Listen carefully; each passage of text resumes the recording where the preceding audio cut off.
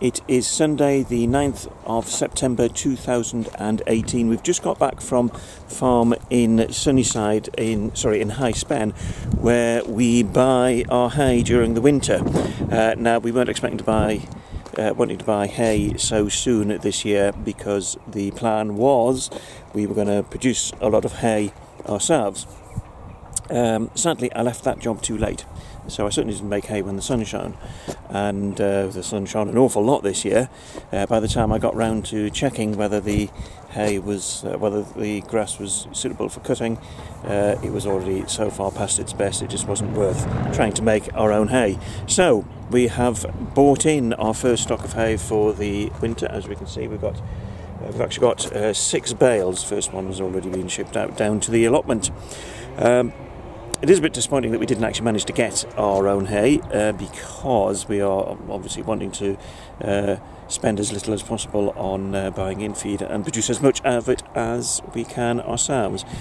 So next year we'll time it better. Anyway, we've still got lots of other things we can be feeding to the goats at the moment, but this is just a little bit of backup because we've had a number of days recently where it's been tipping it down with rain, and we've not been able to get out to pick things like the willow herb and the hawthorn and so on. So we've been feeding the goats, the apples, and we've been trying to build up the supply of apples as fodder over the winter, so we just don't want to use too many of the apples up. So that's the reason why we brought this lot in.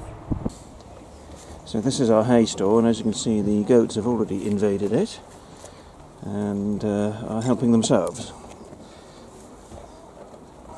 Even the baby has decided to help himself, and he's only just starting to learn to eat.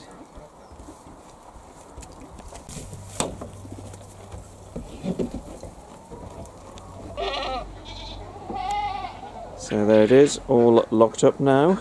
Hopefully they won't be able to get in, but we'll just see. They have a habit of being able to break through barriers and so on. Talking of breaking through barriers, yesterday 3 of the goats got through the fence into the corner down there and got themselves stuck. So they certainly broke through the barrier there. The problem was we were down at the Bow Show, 60-70 miles down the road. So we got a phone call from Christine and Stephen and Vicky, who have allotments and that run the site here, saying there's a problem. So David and my brother Andrew had to drive back from the show to sort out the goats and get them out of the position that they were in.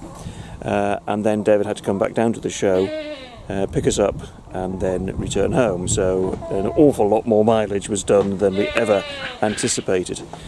So today we have completely restructured and changed the fence in that corner of the allotment. So here we have